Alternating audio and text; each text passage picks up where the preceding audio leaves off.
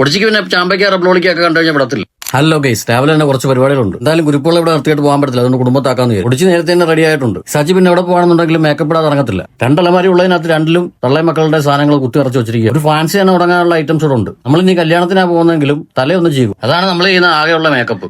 ഞങ്ങൾ ആണുങ്ങൾക്ക് പിന്നെ ഒരുപാട് ഒരുക്കവും കാര്യങ്ങളൊന്നും വേണ്ടല്ലോ. എപ്പോഴും പറയുന്ന പോലെ വിയർപ്പിന്റെ അസോച്ച് കൂടുതലായതുകൊണ്ട് കുറച്ച് സ്പ്രേയോട് അടിച്ചു. പൊടിച്ചിക്ക് പിന്നെ ചാമ്പയ്ക്ക റബ്ലോളിക്കൊക്കെ കണ്ടു കഴിഞ്ഞാൽ വിടത്തില്ല. മഴ പെയ്യുന്നതുകൊണ്ട് തന്നെ എല്ലാം പുഴു കയറിയിരിക്കുകയാണ്. പുഴുണ്ടെന്ന് പറഞ്ഞിട്ട് പുള്ളിക്കാരിക്ക് അത് വേണം.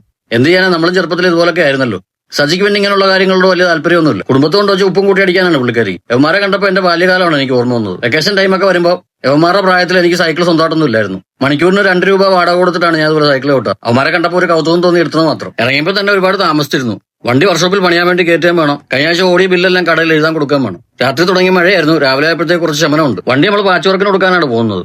മഴ തുടർന്നും പെയ്യുവാണെന്നുണ്ടെങ്കിൽ ഇന്ന് പരിപാടി നടക്കത്തില്ല. എന്തായാലും ആകാശമൊക്കെ തെളിഞ്ഞാണ് നടക്കുന്നത്. മഴ പെയ്യത്തില്ലെന്നാണ് വിശ്വാസം. ആലിപ്പഴം പഴക്കുമ്പോൾ കാക്കയുടെ വായ്പ ഉണ്ടെന്ന് പറഞ്ഞാൽ ഇന്ന് നല്ല ഓട്ടം ഉണ്ടെന്ന് തോന്നുന്നു. നമ്മുടെ ഈ ഭാഗങ്ങളിലൊക്കെ വർഷാവർഷം റീടെസ്റ്റ് എന്നാണ് പറയാറ്. ചിലയിടങ്ങളിലൊക്കെ ബ്രേക്ക് എടുക്കുവാണെന്ന് പറയുന്നതും കേൾക്കാം. പാച്ചോർക്കിന് ആവശ്യമായിട്ടുള്ള ജപ്പാൻ ഷീറ്റ് എടുക്കേണ്ടതുണ്ടായിരുന്നു. ഒരു ആണി മേടിക്കുകയാണെന്നുണ്ടെങ്കിൽ നമ്മുടെ സ്ഥാപനത്തിൽ നമ്മൾ മേടിക്കും. അവിടെ നിന്നല്ലേ നമ്മുടെ ഉപജീവനം നടക്കുന്നത്.